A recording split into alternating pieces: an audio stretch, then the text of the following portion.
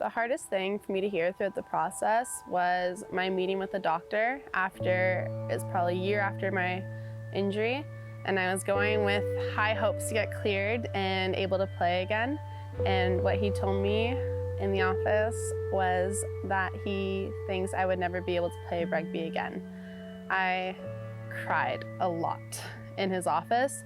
It was heartbreaking. I just felt like everything that I worked towards was gone, and that's because at the moment it was.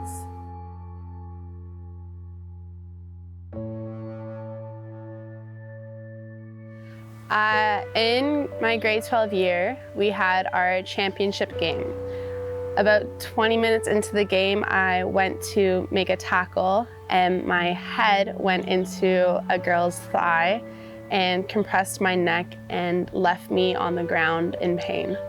The athletic therapist ran over and started asking me about where I was, what was my name, all the concussion protocol questions, and I was able to answer all of them fine. But when I went to sit up, I had no strength in my neck to sit me up.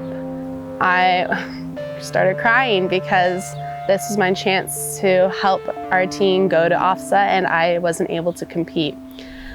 I sat there with a strained neck, and my left arm was numb and weak, and I had no idea what it was, but I knew it was serious. I went to the hospital that night, and I waited in ER for a really long time. When I finally saw the doctor, he saw me for 10 minutes, did no x-ray. He told me to look left and look right, up and down, and asked me how much pain I was in. When I did all that and told him I was in a lot of pain, he told me it was a strained neck, and he sent me home.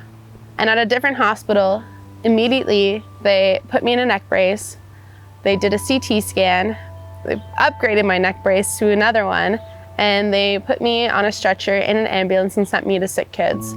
At the second hospital, through the CT scan, they diagnosed me with a broken C7 vertebrae. So it was really scary. I went from a strained neck to a neck brace for 3 months. So I ended up going to my high school prom in a neck brace and was given the nickname Regina George. She could have easily been a paraplegic. So she was, like the neurologist said, she was a very lucky girl. It's scary. It was very scary. When you think of what could have been, you know, we're just very thankful that she's able to walk today. I think it was 5 months after the initial diagnosis of never being able to play again, I went back to the doctors and I got an opinion again from the first neurosurgeon that told me, that's it.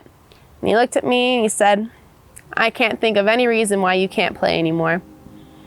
And I lit up. I was ecstatic. I've never seen a person look so happy. That was the news she wanted to hear, that she could play again. And she was just, you know, thrilled about it. Once I made my first hit, I knew that I was back.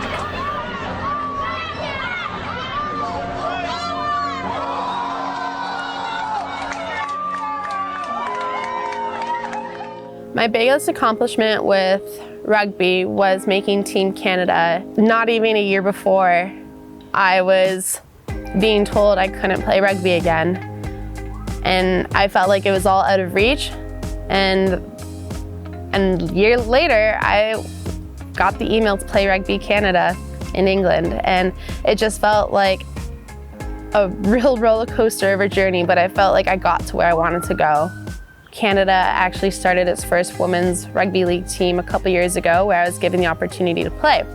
Through them, I went to Australia for a month and competed in the World Cup representing the Canada Ravens, and we competed against New Zealand, Papua New Guinea, and Australia, and ended up placing 4th in the world. I think it's important to know that despite what doctors tell you, despite what other people tell you, you are in control of a lot of things in your life, and if you continue to persist and pursue, you might go from never being able to play again to representing nationally. You might go from you know, not being able to walk to running a marathon. And that comes with hope, that comes with determination, and that comes just with never giving up.